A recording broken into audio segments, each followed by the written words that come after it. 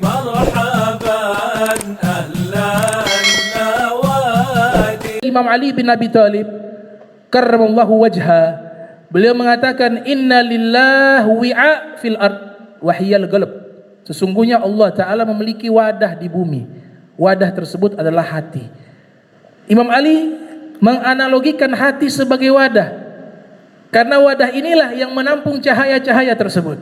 Tidak mungkin cahaya itu bisa tertampung dengan wadah yang kotor.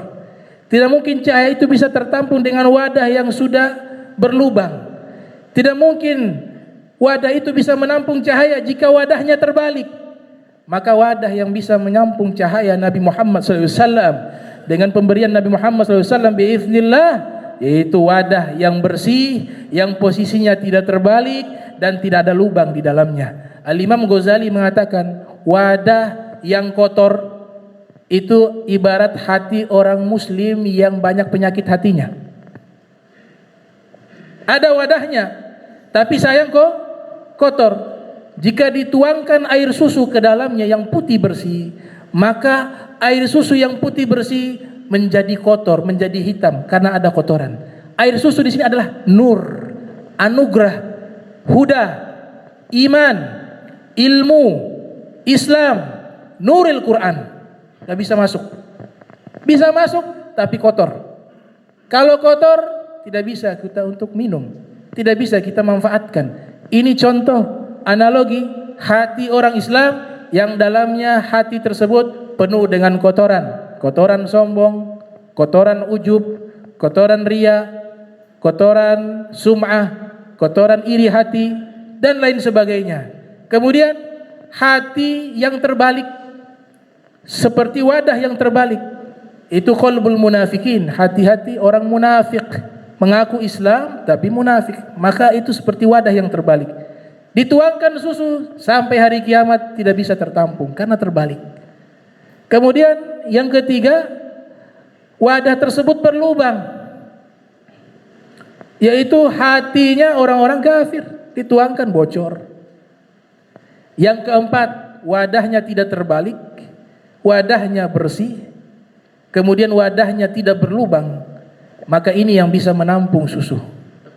Dia tetap putih bersih, bisa diminum dan tidak akan tertumpah dan habis karena bocor. Inilah hati orang-orang beriman yang selalu mensucikan hatinya. Qad aflaha man zakkaha wa qad khaba man dassaha. Sehingga Nabi kita Muhammad sallallahu alaihi wasallam, beliau bersabda di dalam hadis yang diriwayatkan oleh Al-Imam At-Tirmidzi dalam sunannya, yang lahir tahun 209 Hijriah, meninggal tahun 279 Hijriah, Nabi bersabda, inna nur idza dakhala sadra in syaraha lahu sadru wan fasah.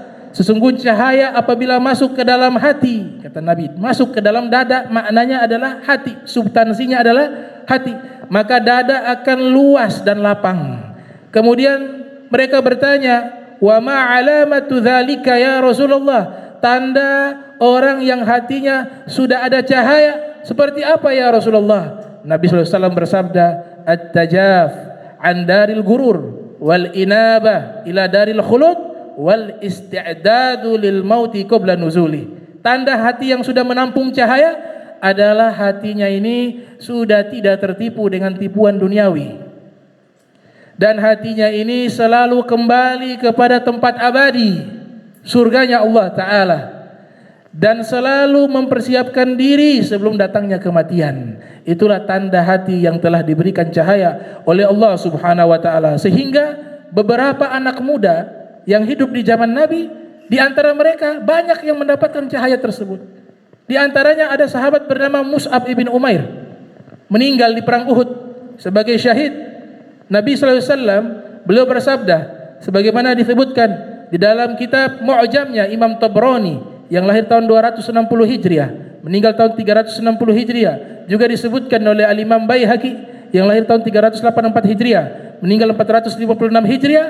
Nabi sallallahu alaihi wasallam bersabda, "Unzuru ila hadzal rajul alladzi nawwarallahu qalbah." Lihatlah sosok lelaki ini, yang dimaksud adalah Mus'ab ibn Umair, yang dimana lelaki ini Allah Subhanahu wa Ta'ala telah memberikan cahaya di dalam hatinya. Kemudian juga disebutkan dalam kitab Lataiful Minan yang disusun oleh Al-Imam Athaillah Sakandari, menyebutkan ada seorang bernama Harithah ibnu Suraqah, anak muda.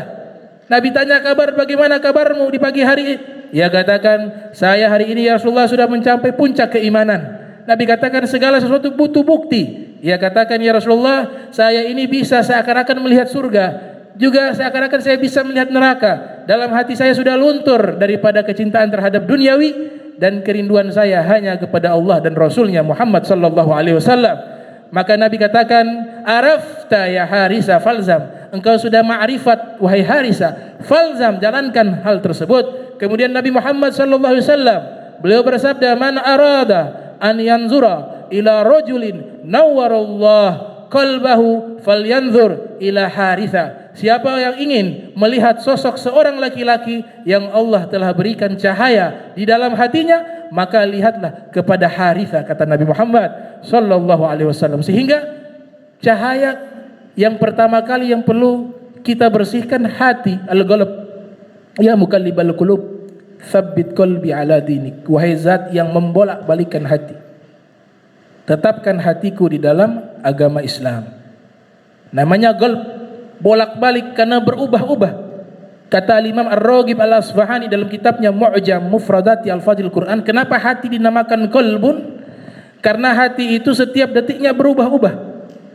Maka Nabi ajarkan doa tsabbit, kokohkan hati tersebut, jangan pernah berubah dalam kebaikan, jangan pernah berubah di dalam Islam, jangan pernah berubah di dalam istiqomah dalam ketaatan kepada Allah Subhanahu wa taala.